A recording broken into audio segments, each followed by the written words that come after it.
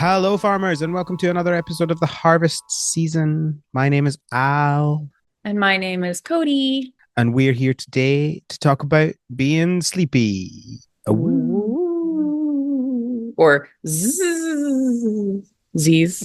Get it? Oh, you say Zeds. How do you Don't make me count laugh. sheep? Do you count sheep for Zed? Like, does that make sense? What? Oh, is in sleepy. Yeah, okay, right.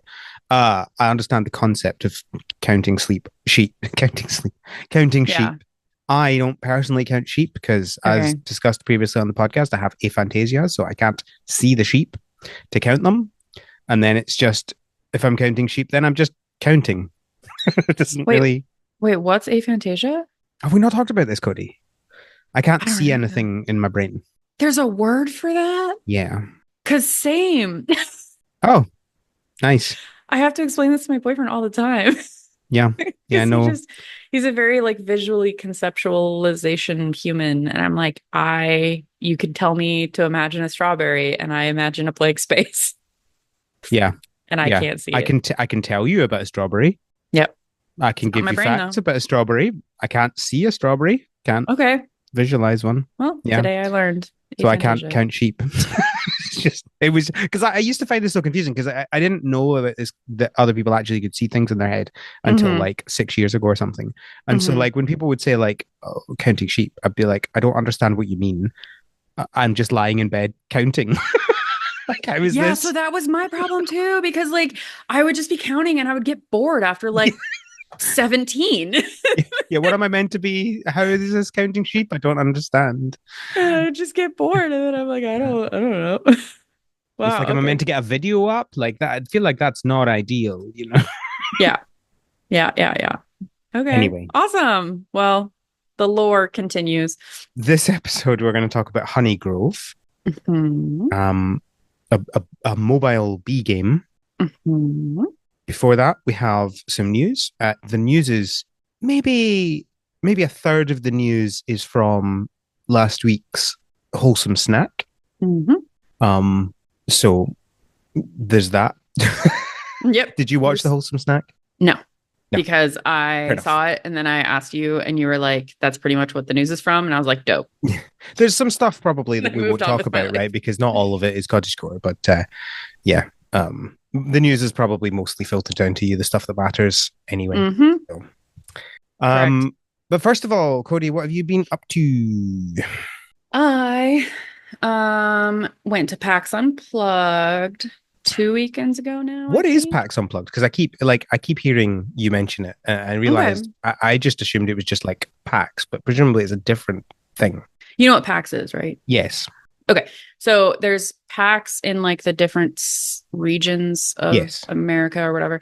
There's PAX not. I Unplugged. think there's one in Australia as well, but that's Oh, okay. be that as it may.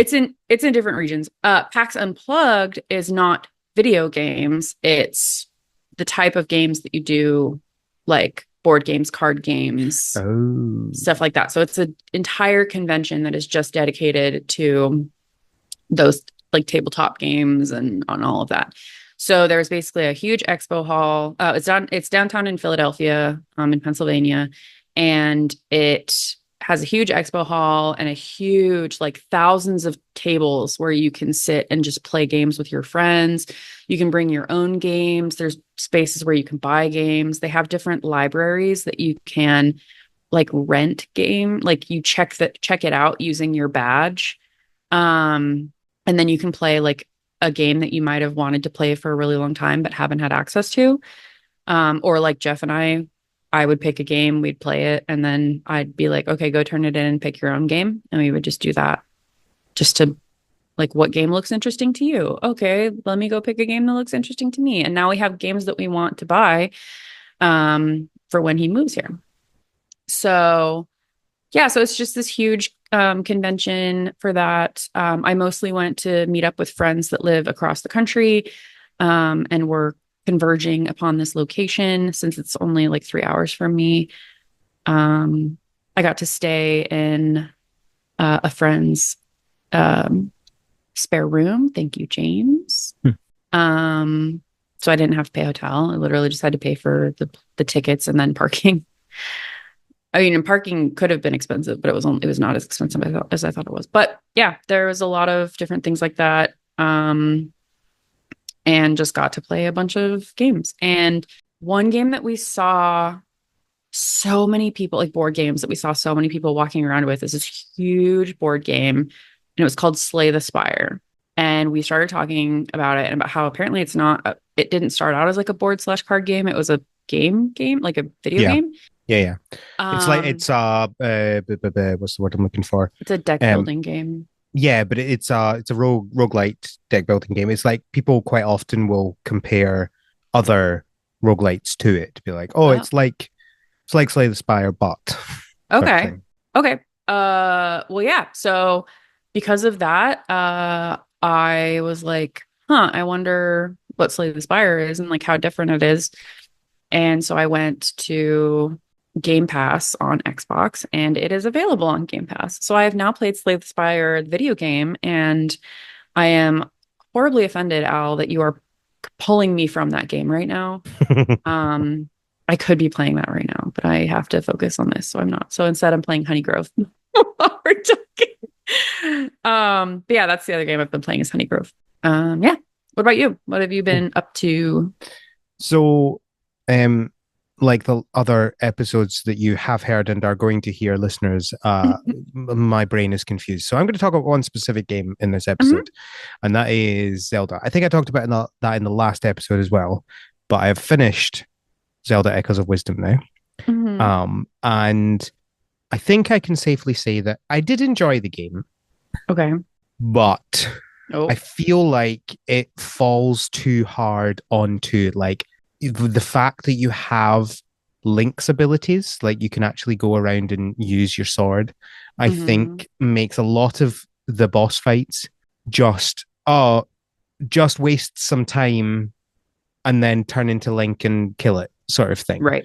Right. And because it's just like traditional bosses. Like the bosses aren't more complicated versions of the other puzzles. They're just standard Zelda bosses.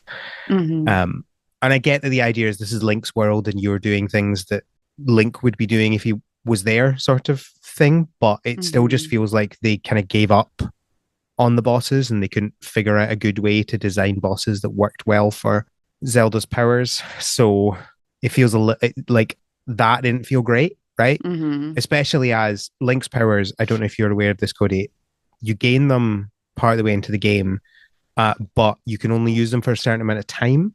Mm. So you're also like really stressed while being Link, right? You like turn into this weird shadowy version of Link because any second you're in Link's powers, not like it doesn't go down based on how much you use your sword or whatever. It goes down purely based on the time that you are as Link. Mm. Every second you're Link is stressful because you're like, oh no, should I be turning this off now or do I need to keep it on? You know, these sorts of things. Yeah. So I didn't have fun with the bosses. And the puzzles at the beginning were fun, but the puzzles in the middle and the end were basically just the same thing. So you just ended up like the puzzles were like, oh, you have to get up high. So you're just doing the same thing again, right? So it's like, oh, I know how to get up high. I can do that, right? Hmm. And they didn't. There was like a couple of other types of puzzles that they had, but they never really felt like they were challenging you in a different way, or Mm. even just harder in the same way. It was just, oh, here, here's again the same thing, and it just felt like time and doing things rather than actually playing the game. Like, because most games, like, they start off easy and they introduce you to a few mechanics and then they get harder and they introduce you to more mechanics. And then by the end, you're using all of the different mechanics that you've learned and all the different skills you've gained. And this one, it felt like if you had done the first area, you you could and say you could go to the final area straight after that, which you can't because it's not fully accessible in that sort of way. You have to go through the story to get to the end. Hmm. But if you could go to the last area, the only thing that would be standing in their way is like health, right? Like you know everything and you have everything and you don't really and if you're good at what you're doing, you could do that. And yeah, sure, that might be fun in some ways, but it didn't feel fun in this case because this was like it's meant to be a puzzle game, right? Yeah. And puzzle games are meant to be different. Like it's not just like if you just had a puzzle game that was the exact same puzzle over and over and over again, not puzzle type, but the exact same puzzle, right? Like every five puzzles, it was that same pattern. That wouldn't be fun, right? So Hmm. yeah, I enjoyed it enough to finish it off, but more in a case of like, I feel like I'm close enough. I may as well finish this rather than I really want to get to the end, like was the case with Breath of the Wild and Tears of the Kingdom. So it's a fun idea and it's implemented great at the beginning, but yeah, just it falls off a cliff quite quickly, Mm. I think. That's unfortunate, but maybe they can innovate it in the future. Maybe. We'll see. Cool. Yeah, I think that's everything that I've been up to that I'm going to talk about just now. So now we're going to talk about the news. Woo! Woo! So as mentioned, some of the news from today is from the Wholesome Snack, the Game Awards edition, um, which I always find it funny that they do it in collaboration with the Game Awards because it happens 3 days before the Game Awards, and so it's like, is it Game Awards or is it just like they're just like a fancy ad, right? Yeah. It's sponsored by the Game Awards, and like fair enough. I know you want money, but Hmm. like, come on. Anyway, whatever. Uh, we're not going to talk about specific things about the wholesome snack or like go through it like sometimes we do. Uh, Hmm. we're just gonna we're just gonna talk about the news, and some of them will be from the wholesome snack. So if you really care, I will obviously link the wholesome snack in the show notes. It's linked in last week's episode as well. You can go and watch it if you really want. Hmm. All right. First of all, the Stardew Valley Symphony of Seasons, the new concert tour, have announced more dates. So if you didn't have a date near you or there weren't enough dates near you and it was sold out, there might be another one coming soon. I think, well, it looks like most of the new dates now are on sale. There's a few that are coming soon in Australia. Um, but yeah, if you haven't managed to get a ticket, go check. There might be another date for you. There is a second date in Scotland now, Wild, which is Hmm. good because it's almost sold out the one night that I booked for. Um, it's in the same place, the same, what's it called? Concert hall. Venue. Yeah, venue. Um, but yeah, so go look. Next, we have Pixelshire. It's been delayed till 2025. Surprise. I think we're nearly done with delays. I have like two things left on my list that say they're coming out this year. What are they? Oh wait, Garden Trails that did come out, didn't it? Because that was 2 days ago. So we're down to Hmm. one, which is Sunkissed City. I haven't seen anything about that. Oh no. Okay, if you go to Steam, it now says planned release date 2025. They just didn't post anything about that. So sneaky delay there. So that's Hmm. everything. Nothing else is coming out this year. Everything's done. Huzzah, no more delays. Yay. Speaking of releasing next year, Hello Kitty Island Adventure have announced their release date, and it's super soon. Yeah. It is the 30th of January, which I was not expecting because so I think they announced earlier this year that it was coming to console and so Switch, PlayStation, and Steam. They announced it was coming in 2025, and I was like, oh, 2020, that'd probably be like a summer release or something. No, end of January. So if you have been looking forward to playing this and you either didn't want to play it on a phone or tablet, or you didn't want to get Apple Arcade, here you go. It's coming to Switch. Go get it. Woo. Woo! In just over a month. Yeah, I honestly hadn't really looked at it. I think I half listened to the episode, but uh I watched this trailer and I was like, oh wow, okay. Like this is more than just like Hello Kitty meets Animal Crossing. Like I feel Mhm. like they basically like made it more. It's an adventure game. It really is. It like Like, has the look of Animal Crossing and like I loved looking at like how you can decorate your houses and like some of the other stuff you can do with the other characters. But then they were like climbing a mountain and underwater and like all I was like, oh, okay. So and it uh feels really open. It's like, so in the trailer, you see like five different areas. yeah. Um, a lot of those areas you can get there straight away if you try hard. Like it's not like super easy to, but you can. Like the exploration is really detailed. You can like climb, you can jump up areas and try and climb areas, and you can only have Hmm. a certain amount of stamina, but you can figure out other ways to get up in different. It's really expansive. So you Yeah. can't get underwater until you've unlocked that, and there's like another area that you can't get to until you've progressed the story. But like the volcano and stuff like that, you can just try and figure out your way there. Hmm. Yeah, it looked really interesting. I might have to give it a shot around that time. I don't know what it's going to cost, but yeah. That's a good question. I don't know if they've announced that information. Did you when you played early access or demo? I played it on Apple Arcade because that was what it was Oh, on when it first got came it. out. Regular price is oh wait, is that not a no, that's not. That's a different thing. I was about to give you an incorrect price. I was liking what it sounded like though. I don't think they've announced. Okay. I would I like it can to be around $30. I doubt it's that going to be that would that feel though. good. That would feel good. But I could see how they would just be like $60. Yeah, the only thing I can see is Play Asia have it listed, but obviously they're just assuming. I think they'll be able to Yeah. get their hands on copies, and I don't think they have a confirmed price. They're saying £60, which would be No. $70. No. I don't think there's. I mean, obviously that would be inflated because they're having to import it. Oh, they're saying $60 for that. I don't think it will be $60, surely, right? I hope not. If it is, Surely then not. there goes my hope of playing it. Unless it's like actually really not that uh popular, and then I can go to GameStop like 2 weeks later and it'll be lower priced. But we'll see. Cool. Uh, there's a new trailer as well, which I'll link in the show notes. Mhm. Rusty's Retirement have released their winter update. It's So so cute. you want the snow? There you go. Well, it's Um, so it's the snow, but it's also there's deer that run around in your thing now. You make all these Christmas decorations. yeah, I wasn't about, yeah, I wasn't pretending it was just snow. I was about to explain more, just to make it clear. There's What I dogs, quite, Al. There's what I, dogs. what I like about this is it appears to be a different map that is the wintry map.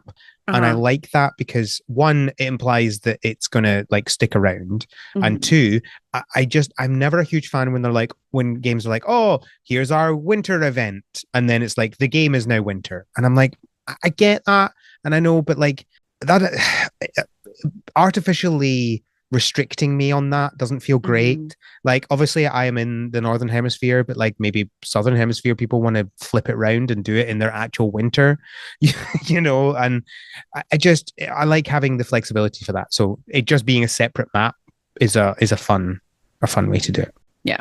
I really like the dogs and cats too, and how they'll either sleep or they'll just follow you around or they'll help harvesting the crops. Like the dog just kind of like trots up to some wheat and takes it and puts it in the house and then just wags its tail. Nice. It's so cute. Looks like a pretty meaty update. The characters now talk to each other if they're bored. It's so cute. So that's out Yep. now. Go get it. Yep. No, well, it's I think it's just part of the base game. Oh, Yeah, I yeah. know, but people still need to like update the game. Yeah, correct. Sorry. All right. Next, we have the Creative Corners update for GoGo Town. That is also out now. And the main feature is that it adds player housing. So previously, you didn't have a space for your own. Now you do. You have a space Hmm. for your own. You can uh, purchase the house from tier one in the tech tree, which is like basically unlocked from the start. And there's a whole bunch of props and what they call doodads, a Hmm. new type of buildable object. Doodads are any number of object that can be placed on surfaces, walls, or floors. Hmm. It has a lot. I mean, you can pick your color palette like on an actual color wheel instead of like buying, you have black or blue or purple or whatever. Like you can just straight up pick the color you want. Um, my biggest thing for the in this trailer is they have singing wallfish. Did you ever have those fish? I never had one, but I was aware of it. It was all over contemporary media, shall we Yeah. say? So I saw that and I loved it. And then there was a sacrifice room as well in the trailer. There's like a pentagram on the floor and there's candles around it. The funny thing is, it's not like an actual pentagram either. It looks like this universe's version of a pentagram. Yeah. But it is, you know what it is. Like, Completely normal decor. You can get a murder outline. you can't get exactly. You can get a murder outline. It's very expansive. There's a lot of stuff here. Yeah. Next, we have the Mika and the Witches Mountain update. Apparently, I rated Mika and the Witches update. It's the sequel. So this is the second content update. Breaking news: they've announced that there's a third update. So they haven't put everything that they said was going to be in the second update in this update. They've released this one early, and then they're going to have a third update coming. I just in this event, like news press, they say the roadmap has suffered a slight modification, but we can explain. We've received many messages. So now there's another update. And it's just like they make it seem like it's this oh no, we're so sorry. We have to confess that we're sorry. And it's just like this is more stuff. We're so sorry that we're giving you another update with more things that people have suggested. Yeah. How dare you? Yeah. It was interesting. But yeah. They're keeping going with the early access tag for some reason. I still don't understand why this game is early access. You can update your game without it being early access. I mean, look at Rusty's retirement. And it's not like Mika feels like an incomplete game. Yeah, it feels like a reasonably small game, but small games are complete, right? Like it's like saying, "Oh, this film was only 70 minutes long. That makes it not a film because it's incomplete." And you're like, "No, tells a complete story. It is a complete thing." Just because they do a sequel later on doesn't mean it's like, what are you doing? Or like, there's like a TV show that they do afterwards, or there's deleted scenes. Like, it doesn't make it not a complete film. What are you talking about? And all Marvel movies are now just early access copies.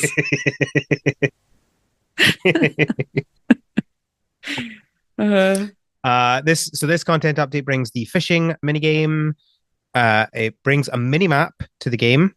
So that's nice. I did miss having that. I would have very much enjoyed that for the main story. And a new language, Valencian. It's a very specific language. I think that's where they're from. Is it? I think so, because they say at the bottom. Oh, it does say, we're very we're very proud of our land and language. Yep. Fair enough. Yep. That makes sense. I just thought it was like, are they going to go through all the small European languages? Are we going to get Scots in there? We know that very few people will play in this language, but we're proud of it. I guess it's weird that they didn't, if they are from Valencia, and presumably at least one of them speaks Valencian, right? Presumably. Weird that they didn't add that at the beginning because they had language support, and like adding a language translation is not a huge job for someone that is, speaks the language that it's in and the language they're translating to. It's not like, I mean, it depends on how much text there is, obviously, but it's not like you're talking months and months. It just seems weird that it would take to the second update to add that. I guess maybe they just prioritize it. Just feels funny to me. The third one is coming out in early 2025. Yep. And that will add dungeons or something. Yeah, that's what they said. I don't know what to make of that, but Dungeons. We'll see. Speaking of updates, One Lonely Outpost have announced their Act 2 update, which is out now. And they specifically have this like warning triangle, like alert sign, and it says that it's recommended that you start a new save.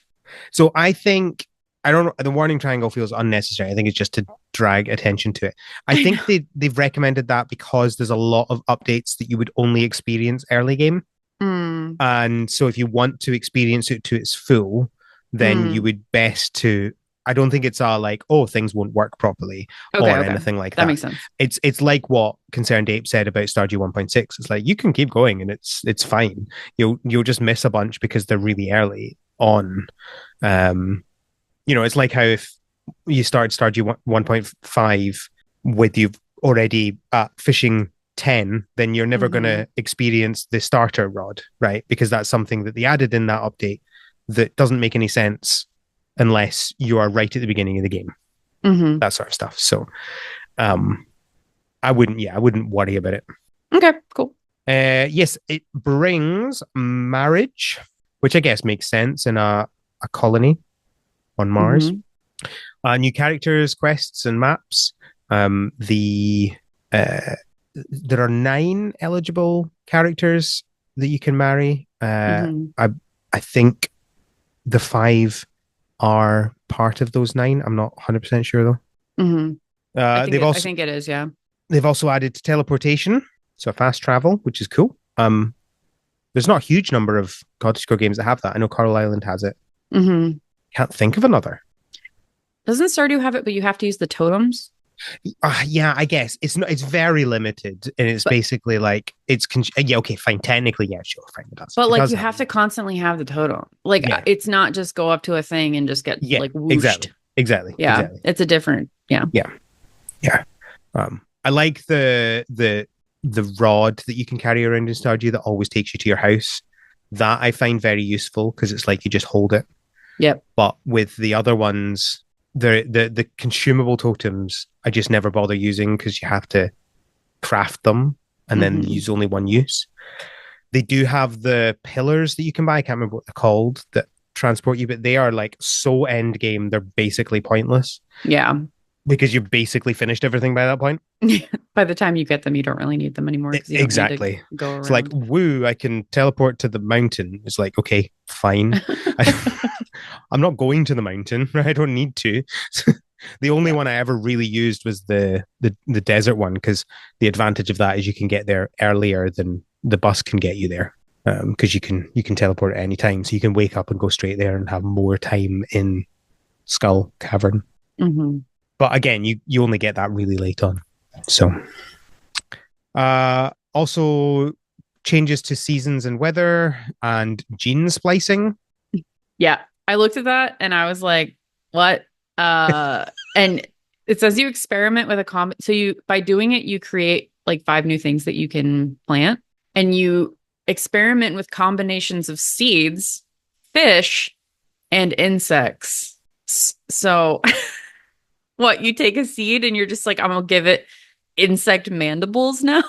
Or like, I'm gonna take this genetic. I mean, I guess the scientist in me is like, yeah, that's how it works. Like it does. There are actually things that plants or insects will take from each other, but to like make a new thing or like have a new adaptation. But like, I don't think it works the way that it's fine. It's a game. I need to not look for reality in a game. I'm really curious what these new plants are. Like, is it an insect plant? Like, does it move? Everyone wants an insect plant. I Well, maybe you'll do. have to play and find out. No, that's not happening. Listeners, tell me what the new plants are like. And a new festival. Yeah, that too. Next we have Sugar Dew Island. They have announced their information on romance. I think this was their first public announcement that they're going to have romance. I forget whether I've mentioned it or not because they mentioned it on Kickstarter like 2 months ago. Whatever. The way they're doing romance is weird. Mm-hmm. So there are 4 nature spirits, which I guess are like the like harvest sprites and stuff like that in Harvest Moon games and Story Seasons. Mm-hmm. Those 4 are the only romanceable characters in the game. It's like they went, okay, romance, right? Well, let's make it completely separate to the rest of the game. I find that a little bit weird. Mm-hmm. And also, they all look like literal children. Mm-hmm. Like this isn't like they look a little bit young. No, they look like they're 8. And I know they're harvest sprite, like what are they called? Harvest spirits, is that what they're called? Yeah, I think so. So they'll be like ancient, but they look like children. Right? Like this is weird. Yep. Yeah, it's I don't I saw that I also just like the idea that you come to an area and there are like other humans around, but you're like, no, I'm gonna go. I want to romance the mythical creature that looks like a child. Yeah. That's a little odd to me, Yeah, but whatever. yeah. You do you. Sure do I.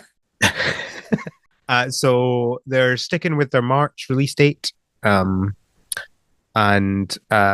they have announced. I don't think the physical editions is a new information, but I just copy pasted it in yeah, there. yeah, yeah.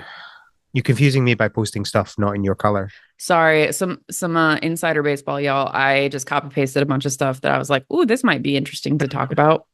And Al then has to read it live and be like, "That's not. I Which don't normally, care." well, when normally it's fine because you normally put all your stuff in purple, and so I That's true. see I purple didn't. and I know it's you. Whereas, and if I see white, I assume I've put it there. So I'm like, oh, Okay, this is okay, a thing I'm okay. going to read out. Let me do my. I'm gonna do all my purples.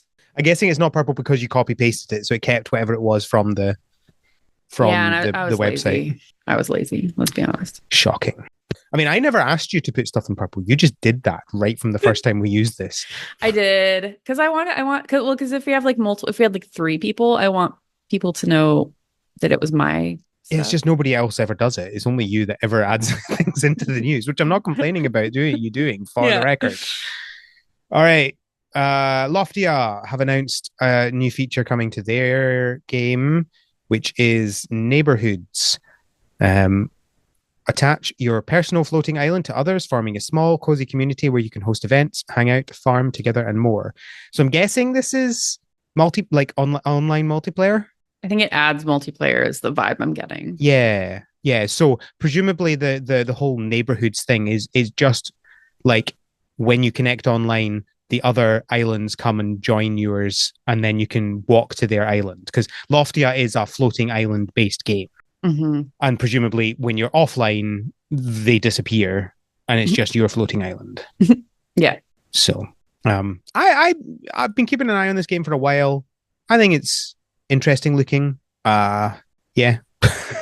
This is a nice addition to it. It's the Animal Crossing multiplayer rather than the Stardew multiplayer, but connecting your islands together means that you can go to any of the islands that you connect to go together rather than with Animal Crossing it's like we're all going to this person's island and you do that, whereas Hmm. here it's let's join our islands together and we can both see both of our islands at the same time. That's a cool change. Yeah. I like the idea of going and mucking about on your island and ruining things while you and Kevin and Johnny are like off doing something actually useful. Oh dear, And me just like putting don't B multiplay with Codey. me just putting like B graffiti all over. Yep. And that's all the game updates, the game news. We also have two Mhm. new games announced, one of which I'm a little bit sad that Kevin isn't here to actually revel in his prediction. But we do Yeah. have a new Wildflowers game, Wild Society, which, by the way, fantastic name. Love it. Yep. And this is, I believe, a prequel. It is. Um, Yeah. it is a what they call period piece, which I just hate the term because all it means is in the past. Um, Yeah. uh, Don't they ever I feel like they only use period piece to talk about like Victorian or Renaissance past. Like I wouldn't call something that goes to like cave times like a nope, period nope, piece. no. If it's set in the 90s, it's a period piece. If it's set in the 1100s, it's a period piece technically. So the definition of a period piece is a work of art, literature, film, music, or furniture that evokes a historical period. It can be anything. You were ready. I was ready, yeah. Like, I think the idea is that it's very clear that it's set then. So, like, Yeah. say something like Madam Web, which is based in the 90s, but it's not like so very clearly based in the 90s, right? Like, it's not, Hmm. we are making this so obvious. It is because if you pay attention, it's clear, but it's not like they don't shove it in your face. Yeah. Whereas, if you take, what is that one that people like from Netflix? The sexy one, Bridgerton. Bridgerton. If you take Bridgerton, it's like very clear it's set in a specific time period. But if you take, like, for example, I watched a time travel slasher film a few months ago, Okay. which is almost entirely set in the 90s. And because of the story, it's very clearly set in the 90s. And everything about it is trying to evoke the fact that it's based in the 90s. That's a period piece. Okay. So, I need to change that's why my I hate the term. yeah, I need to change my brain, the rewiring of that term for sure. Yeah, I mean, I do think it's one of these things where it could be argued that because people mostly just use it for that sort of time period, the what, like 1700s, 1800s, that it's morphing into meaning that, but mhm. I'm not going to let it happen. Anyway, step into the elegant heels of Vivian Wilde, who was she the she was Wildflower's character's grandmother, I think. That makes sense though. Yeah. Yeah, I went back to the thing. I looked at it. So step into the elegant heels of Vivian Wilde, witch, socialite, and host in period drama sim Wild Society. Build, run, and customize your magical boarding house in turn of the century Fairhaven. Host splendid events, expand your witchcraft, and influence the town. Who will you invite for tea? So I don't think nothing says that this has farming as far as I can see. It's more kind of B&B style gameplay. Mhm. So there's a screenshot of them moving items around in your boarding house. So presumably if you're running the boarding house, that's going to be like the main gameplay. Mhm. It's mostly, I think the trailer was entirely like pre-rendered story trailer type thing rather than Yeah. gameplay. And the Steam page has like 5 screenshots. Yeah. So we're not seeing a huge amount. It's obviously the same graphical style as Wildflowers. But yeah, I mean, I know that Kevin is very excited about this, and it looks fun. You can perform a seance, and then at the bottom it says, "Whose spirits will you help with their unfinished business?" Oh, interesting. So that's going to be like the overarching story thing rather than the mystery that is Wildflowers. Yeah, instead of like learning to be a witch. Yeah. Interesting. Yes, because presumably you're starting out as you are already a witch, and I would assume that because there is like spells and potions and stuff that you do in Mhm. Wildflowers, presumably that stuff will also exist in this game. Yeah. Yeah, but your You'll character start already off being knows able to them. do Yeah. them. Yeah. Mhm. And the seances are the thing that you're learning new and that. And then obviously you're running Yeah, run the the boarding boarding house, house as well. host the parties, and run a seance, and hopefully help a ghost to get revenge. Oh, I mean, that's one way to go with it. I would love that. Oh, you can also have a familiar of a cat or an otter Obviously. and other things. An So, yeah, otter. it's what Obviously. it says. I mean, what else? Cats to otters. Where does it say that? I want a Oh, familiar yeah. underneath the seance. I, I I love want, that from cats to otters. Like that is the entire spectrum of animals. and that's that's a pretty small spectrum. Yeah, it's You like just from listed cats to water cats. pretty much. I'm pretty sure. Oh, okay, but no. Yeah, but they're all in the family Mammalia or the order class Mammalia. So They're all mammals. they're Is that what you're trying to all say? mammals, yeah. Yeah. And they're all in I'm translating for the listeners. the order Carnivora. They're all carnivores, but then they're in two different families. But yeah. Huh. Give me a familiar Bee. mantis. Well, like the stick insect type No, thing. I want to, yeah. You don't know what a mantis is? Yeah, Oh, because you guys don't have them. like a praying mantis. Yeah, like praying mantis. Oh yeah, I know where they are. No, I want a tarantula because we just got a new tarantula for our insect zoo, and I put her on my shoulder the other day, and she just sat there for like an hour, and I want that. I mean, tarantula feels like something that would work as a witch's familiar as well. Yeah. Praying mantis, not so much. Praying mantis is pretty cool though. I just really like them. The other new game we have is Little Rocket Lab. Transform your childhood home as you build brilliant factories and forge lifelong friendship. Then reach for the skies and finally finish your family's dream, your mother's precious rocket ship. Roll up your sleeves. It turns out that saving this town really is rocket science.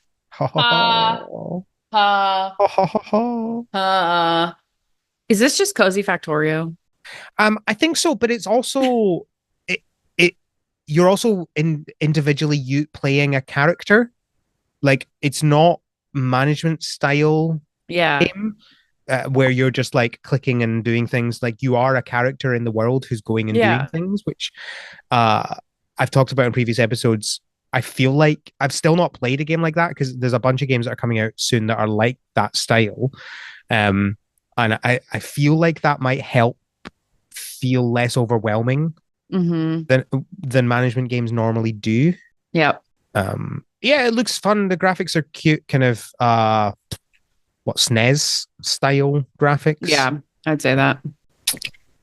Yeah, I mean, I see that you build like the little conveyor belt systems and you like it looks very it's got that kind of like build an empire of Yeah. resource collection that Factorio has, but then it also has like an RPG element and Yeah, you're do you know what? Do you know what I think that might actually really help me as well? Because one of the reasons I'm not a huge fan of management games is it feels like there's no real goal other than build.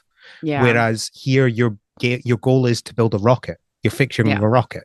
yeah, So like that feels to me like I can set that as my goal and play until I get to that point and then finish.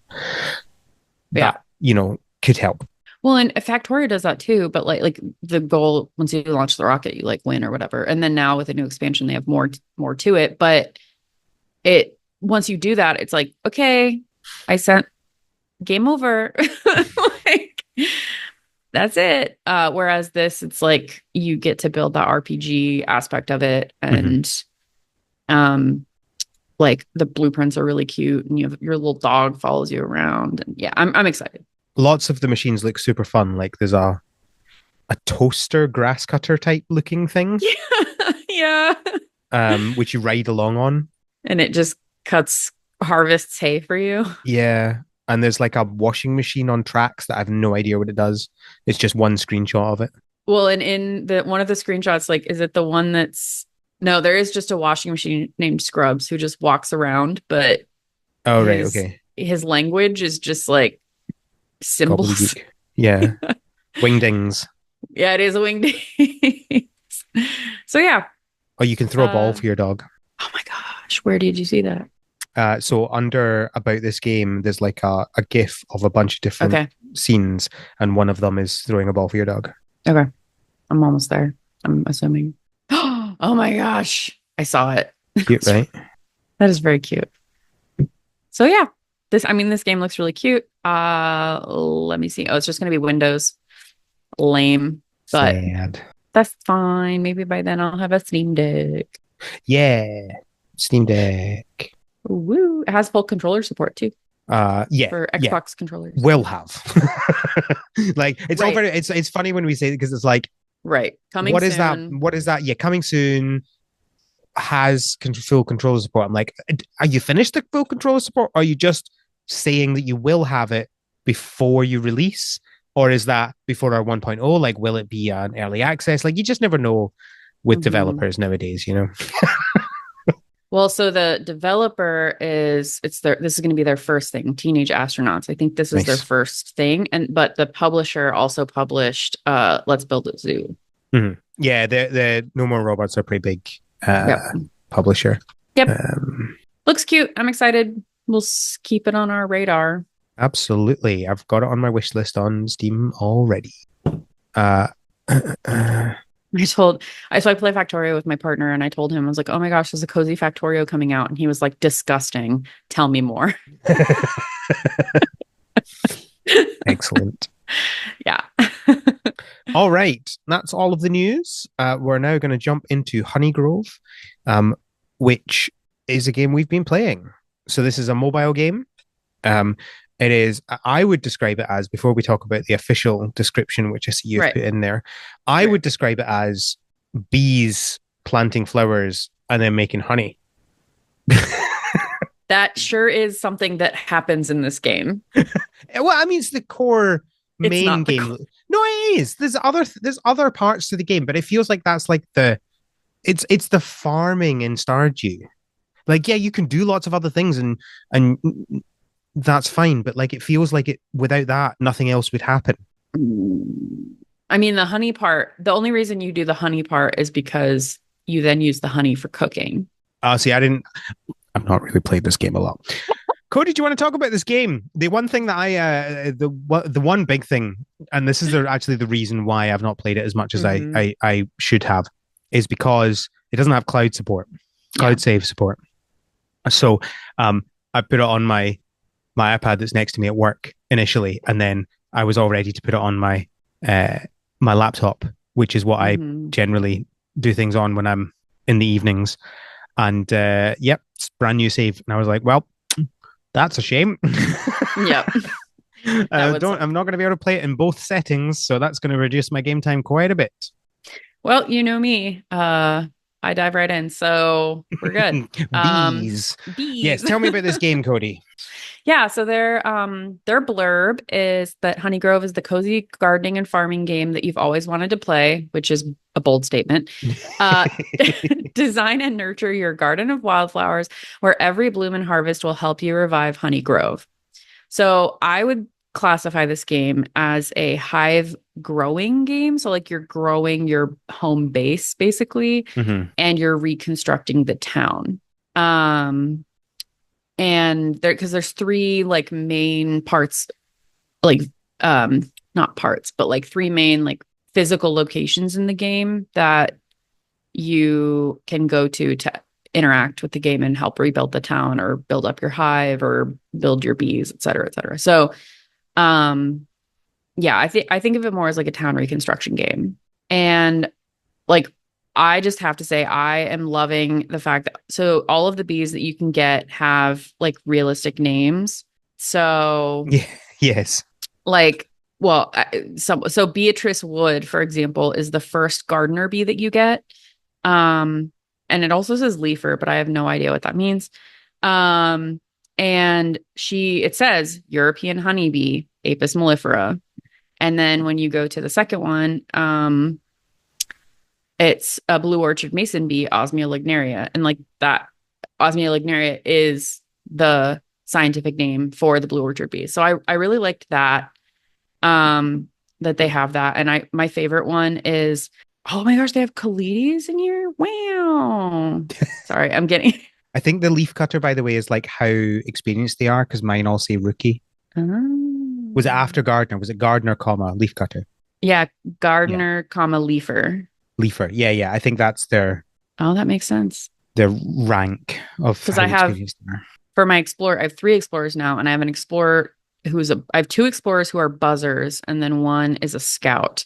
Hmm. Um, and then I have all of the crafters so far. So the first one is the professor, who's like I mean, she's kind of like the queen, basically. She's the one who is directing the show. She's at a computer and she's always just bossing people around. It's very hilarious. Um, and then there are other crafters. So there's one that's an Eastern Carpenter bee, and she runs the like crafting tools and crafting like doors and stuff like that. And then there's the um, what does she do? The cooking one, yeah, the cooking one. And then there's one that runs the kiln. And I love her. So she has one side of her hair shaved, and I love that. And she also um is an andrenid, which are mining bees. So it's funny that like and they actually like will make little mud things. And so I love that she's the one they made an andrenid, the kiln bee. Yeah, so I just really kudos to them for that. Love that. Thank you. They also have two pairs of wings that have two like there are four so there's four wings total because bees don't have two wings, they have four wings. Interesting. Yep, that's me. Do they just look like one wing with two parts? Is that No, they look if you look at them like if you zoom in on anything like in the game, it's very clear that there's a forewing, which is the bigger wing, and the hind wing, which is the smaller wing.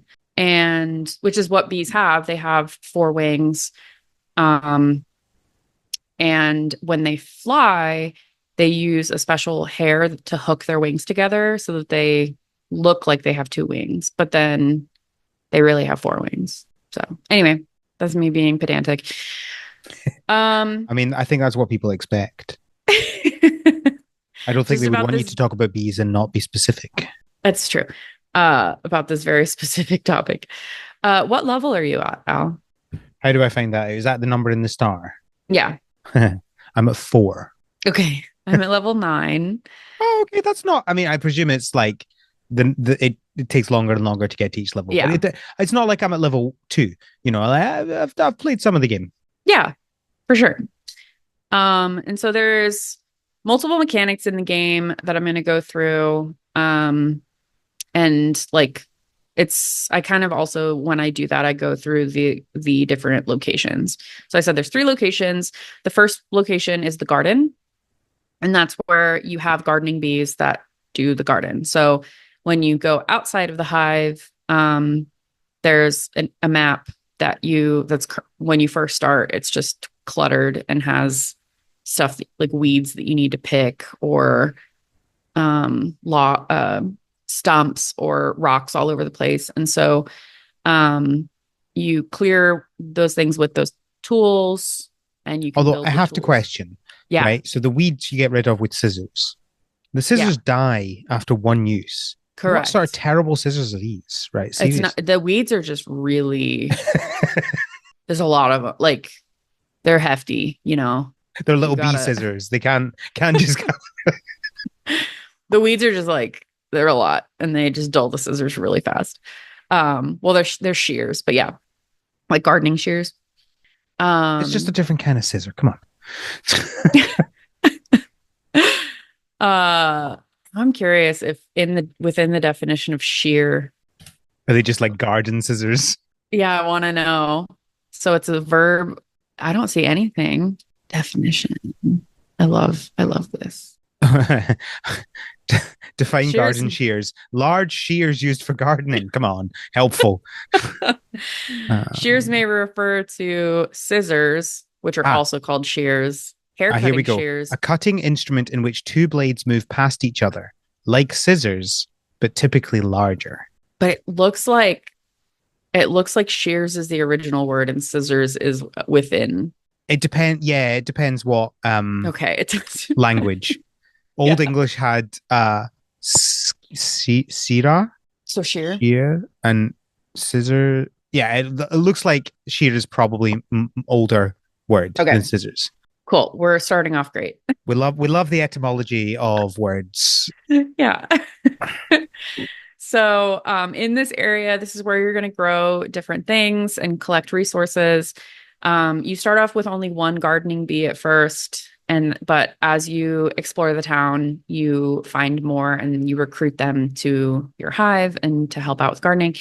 So, there are 3 like kind of classes of things that you can garden. So there's flowers, which you plant a flower and then it has stages, 4 stages of being nurtured.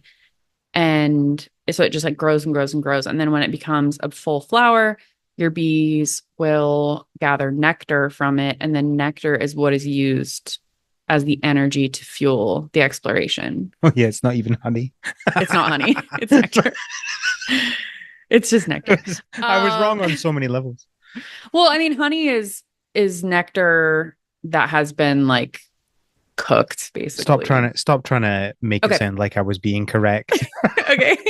Look, it's So yeah, orange. It's an orange sticky liquid. that is what nectar is. Yeah. So once you fully grow a flower, it will stay as a flower. So it stays there. It just kind of goes to sleep. So it has like inactive periods and then active periods. And during its active period, your bees will passively collect nectar from it and fill your nectar tank, which is something you can also expand. So I'm at 75 space in my nectar tank. The next thing you can grow are fruits and veggies. Where I'm trying to think if there's actually any fruits that are what I'm talking about here. So I guess I'll just say veggies. I think it's just Um, veggies. Yeah, I don't think it's yeah, I any think it's just fruits. veggies. So these are things that are similar. So you plant them and you have to go through the nurturing cycle and whatever. But you have to like, whenever something's being nurtured, you have to manually tell your bee, like, hey, go upgrade that, like go check on it or whatever. And then it upgrades. And then once you collect it or harvest it, the plant disappears. So your veggie is harvested, that little plot goes away, and there's just nothing there. Um, you do get the plant, and it goes into your inventory, I guess. There's no way to look at your inventory that I can tell. So I'm assuming that's where it went. And then, you also receive one seed of the next plant rarity up. So it's like common, um, uncommon, rare, epic, and legendary. So if you have harvested a common plant, you will then get an uncommon seed. Um, and then the final category are like shrubs and trees, which I guess is also like it's a fruit. This is the fruit. Um, Again, you manually like nurture it, and then you harvest it. But once it's harvested, the plant just goes on a cooldown. Um, so like the shrubs kind of just go to sleep, and then they'll pop up with new fruits eventually. Um, Yeah, there really yeah, isn't a way to see your inventory. That's weird. no, there isn't. Why? Other than looking at the crafting things and like Yeah, seeing what you but have. So you're I've only seeing there what's related to that specific thing, yes, right? Like yeah. that is an interesting thing that I hadn't But I'll be noticed. like, oh, I wonder how many of this one resource I have. And so I'll just go to the crafting thing and like Yeah, look for something that uses that resource. And I'll be like, oh, yeah. I should probably go get more. But there's no like way to see all those resources and also like Yep. your consumables, like your shears and your Yep. watering cans and stuff. Like, yeah, if you want to know that, you have to go to The garden. the garden, and yeah, it's interesting. Yeah. Little weird decision. Yeah. So, um, I guess I forgot to mention the watering can. So that basically it makes your plants wake up. So if they're all on a cooldown, they're all sleeping, you water them and then they start producing nectar again. So this is good if you have like, if all of your flowers are inactive and you want to go adventuring and you're out of nectar, you just wake up all your plants. But I barely ever use it. I have 102 watering cans right now because I just don't do it that often. So that's gardening. The next thing is all the different things that you can do inside the hive. I think the biggest thing in the hive is a merge table. I've never played a merge Yeah. game before. So this You've was, never played one before. I don't And think so. it is funny that this is just yeah, the crafting is literally just a merge 3 game. Yeah. Which it is exactly, listener, what you would expect. It's like you add some things to the table and then you put them next to each other and they turn into different things. But what this is used for then is like it gives you other items that you can use. So like you have seeds that you can put together and it gives you like generic seeds that don't Hmm. actually aren't a seed for something that you can't use them, and you put three of them together and it will give you an actual seed that you can use for a random plant, and Yeah. It it kind of works randomizes like it. that. Yeah. It's an interesting way of doing that, I guess, compared to other Hmm. games. I'm not sure I would say I find that super fun, but it's interesting. Yeah. I think for me, like there are so many plants that I have not found. Like you can look in your compendium or whatever and look and see how many things you're missing. And there's so many that I haven't found. And I'm like, I don't know how to get those. I've done the the I've opened up so many of these seeds. Why have I not received at this point like another why have I not filled all of the common plants? I'm like missing like half of them. And there's nothing on the ones I'm missing that say, oh, these are received by this. This is received by this. I'm just assuming it's just through as you play the game. They'll just come up, but it was a little weird. Yeah. Um, yeah, and there's two merge properties that just are on a cooldown. One of them is the pollen that builds up that you then merge into a random goop pile, and then that merges to becoming honey, which is used for cooking. There's a regular trash thing that'll just give you a bunch of common seeds.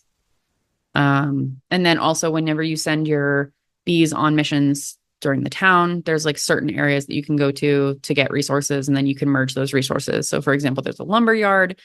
From that, you get a pile of sticks. You can then merge the sticks, and then you get like a piece of usable wood that you can then craft used for crafting.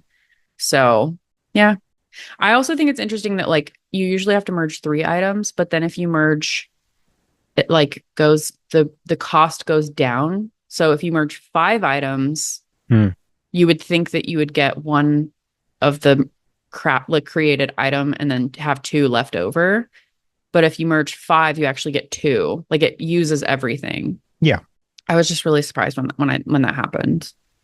I don't know if that's a merge I don't game know. Yeah. thing. I think it depends on the game. Okay. Uh, I think it's fun. Yeah. I think for this, I think it makes more sense because it's like you can get more of uh, the rarer items. Yeah. I also think it's funny because like you actually have to think about the merge tables and where everything is because if it's not touching, there have been so many times where had I thought I've had 4 of a resource and then I go to merge. I'm like, oh well, I'm just gonna have something left over. And then I merge them and there's one left over, and then I just see another one of the things over off in the corner, and I'm like, Yeah. I could have used you. Yeah. I'm like, Yeah. And it's nice dang because it. you can it doesn't automatically merge them. You can put them next to each other and then you just Hmm. drag one of them onto the rest of the group and it merges them all together. Yeah. So if you are in that situation and you don't have ADHD, you can look around the entire board and see what you have and put them all together. Uh, Yeah. Which I usually catch, but not always. So so it's kind of interesting because like if you, for example, collected 3 legendary seeds, you could merge those, or you could wait to get 2 more legendary seeds and then mhm. merge them and get 2 plants. Yeah. And it's like a delayed gratification thing, but that's not happening, not in this economy. You're So eating the marshmallow. yeah. I am eating my cookie. I don't care if I receive 2 the next day. Because I'm gonna forget it. If it's then I'm just gonna be like, oh, I got 2 cookies today. That's cool. I don't know why that happened, but Yeah. and then you expand the merge table through the quests. Um, yeah. And then there's also just regular crafting. So as I mentioned, there's like a chef, there's a regular crafter who makes like lumber out of base wood and makes nails and roof tiles and whatever. And a kiln worker who makes clay and I think glass eventually, but I haven't gotten that yet. I definitely haven't. Yeah. And then you you use those resources for improving the town, trading with folks, uh upgrading the hive, like different things like that. Um and then the final like physical area that you can go to is the town map. So you go to that and there's different quests that you see. Um and you can choose the quests and they usually use nectar and they're a certain distance away, so you have to make sure that the bees that you have can make that distance, or if you only have 2 bees that can like each bee can move has like 50 power or whatever and the thing has like 90, you have to take both of the bees to get 100% success on that mission. Start off, the map is very limited at first, everything's in fog, but pretty quickly you clear an area of the map and it gives you access to like a resource gathering point, like the walnut tree. So you go and collect walnuts, and then you can use that to make like an oil that is then, for whatever reason, given to your exploring piece, usually. Um, or it's used for crafting, but also As everything, sometimes they as want it. isn't Yeah. everything. Yeah. Um, there's also like villagers that you like neighbors that you have that you find them and you give them things. So they usually want like a salad or a muffin or whatever. And so you can just make that and give it to them and your reputation with them increases and then they give you free stuff every now and then. Sometimes it's useful, sometimes it's not. Um Standard. but yeah, you're basically like cleaning up the town with all of that. So there's also the shops. So there's a gardening shop where you can buy things. It's usually 2 different tools, a specific flower, and then a bag of random veggie seeds. Um, there's that. There's a decoration shop, which I don't touch. I don't decorate anything. And then there's a cafe, and then that will buy things that boost your bees, like make them go faster for a expedition or whatever. And each of these shops have their own currency that you just get through gameplay. Um, like you gain flower petals from your flowers eventually, and then you can take that to the gardening shop, and then she'll give you points for giving her combinations that she wants. Oh, I didn't mention that there's also a like a quest board or a request board, I guess, where it's just like someone wants these resources and they're willing to give you these as these rewards, and you can do that to get. I usually do that for anything that gives me resources to make the tools because I want to clear that map, my garden map. I want it to be pristine so that I can not decorate it. Classic. Everything levels up throughout the game as per gameplay, like as games do. So, for example, your explorers start out with, oh, I said 75, but I think it's 50 power. But by doing, if you look at their like collection page, it'll tell you what they want. So right now I have one that wants to complete 30 walnut tree expeditions, 20 in the woodlands, 20 in the quarry, and 20 in the oat field. And if I do all of those things, then she'll increase her power to 125, I think is where I'm at right now. And that's the same for all these. So that's my explorers, my gardeners want to like nurture common flowers 50 times, nurture this, blah, blah, blah, blah. This crafter wants to craft vegetable soup 10 times. And yeah, it just makes them more efficient or provides more options for things that they can build. Yeah. Number go burr, number get big. Yeah, you struggled with that initially. Yeah. Number get big. There's some in-game currencies. Like let's talk about the monetization in general, right? Because yeah. The interesting thing and the thing that obviously we want to praise is that this game doesn't have ads, and it definitely doesn't feel like it's trying to shove paying lots of money all the time in your face. Mm-hmm. Yeah, which is good. Just to make it clear, we like this. I didn't even realize that it did this until I was talking to someone recently about ads and how some games, like so many of these mobile games, they just throw ads at you constantly and you can barely play before they just throw an ad at you. And this game doesn't do that. It just doesn't. There's a little shop thing that you can go to that'll give you tokens or event tickets or the in-game B-Bucks, and you can use the B-Bucks to then make things go faster.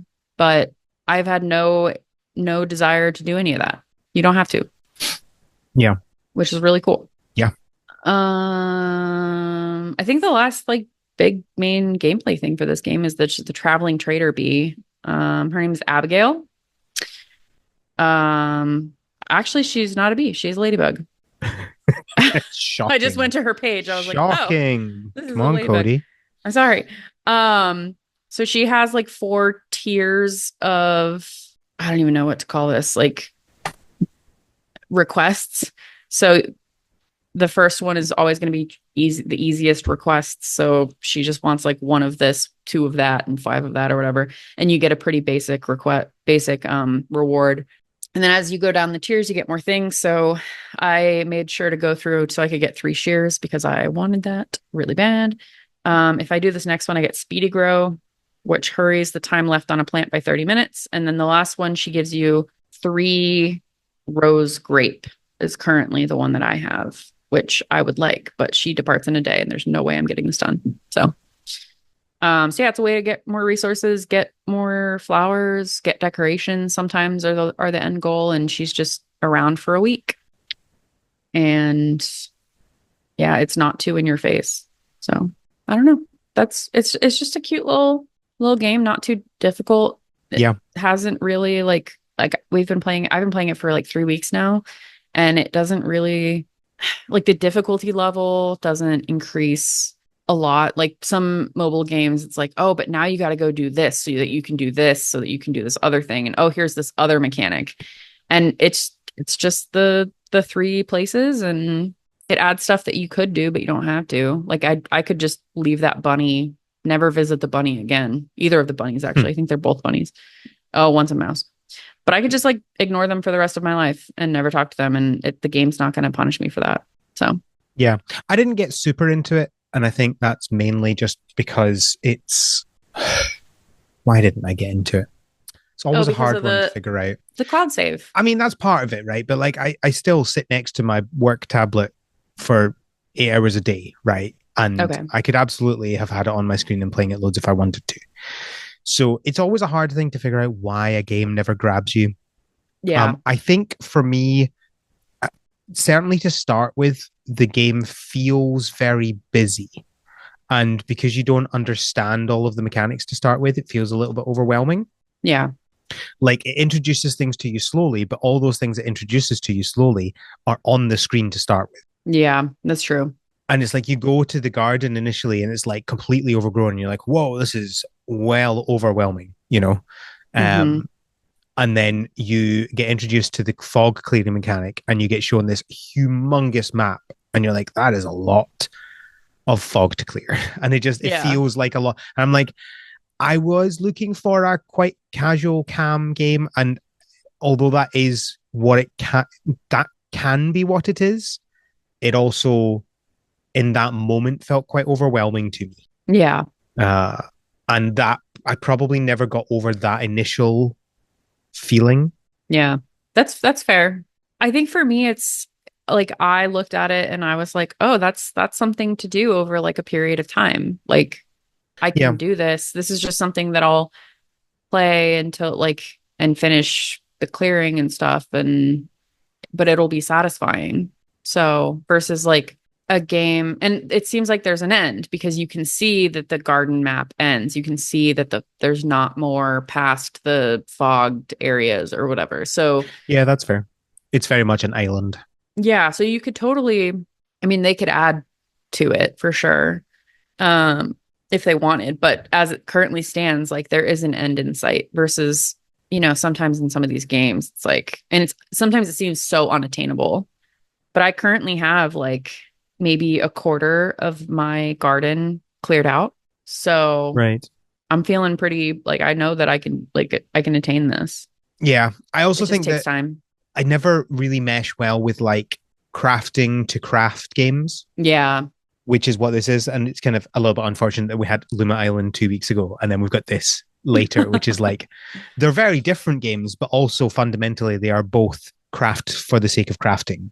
Yeah. Um, and I think the craft to craft can also overwhelm me quite a lot because it's like there is so much.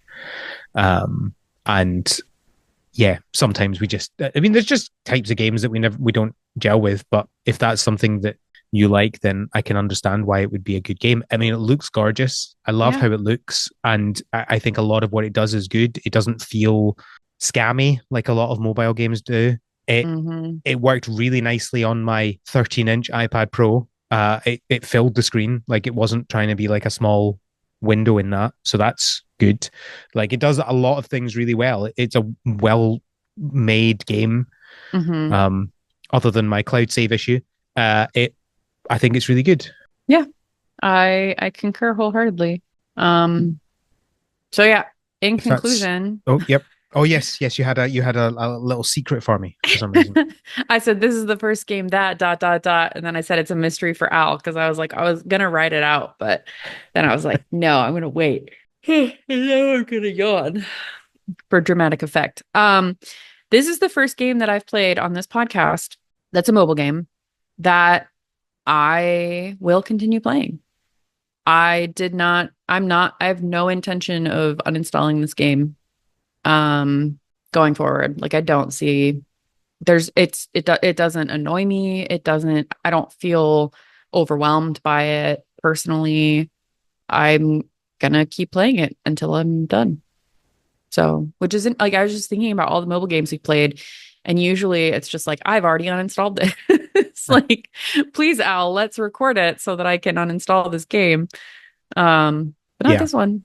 This one's I good. guess that's good because it's like most of the time when you've done that, it's not because you don't like the game, it's because you get too sucked into it and it consumes your life. Also that, yes.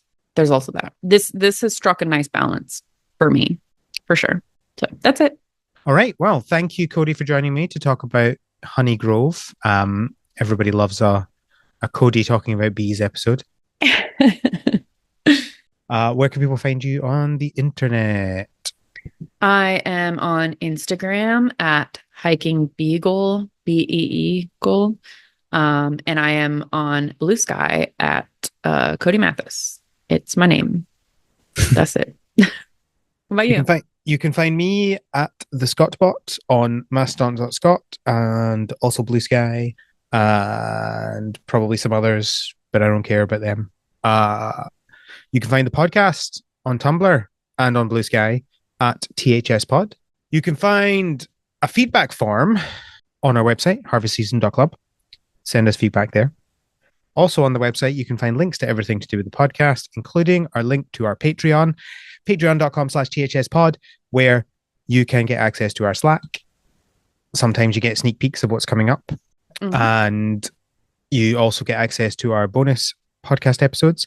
We have 2 recorded and edited, ready to go, exciting episodes of The Greenhouse coming up. I think that's everything. Thank you, Codey, again for joining me. Thank you, as always, for having me, and the listeners for listening to me ramble about bees. Until next time, have a good harvest. Have a good holiday nectar harvest. Oh, yes. The harvest season is created by Al McKinley with support from our patrons, including our pro farmers, Kevin, Stuart, and Elisa. Our art is done by Micah the Brave, and our music is done by Nick Burgess. Feel free to visit our website, harvestseason.club, for show notes and links to things we discussed in this episode.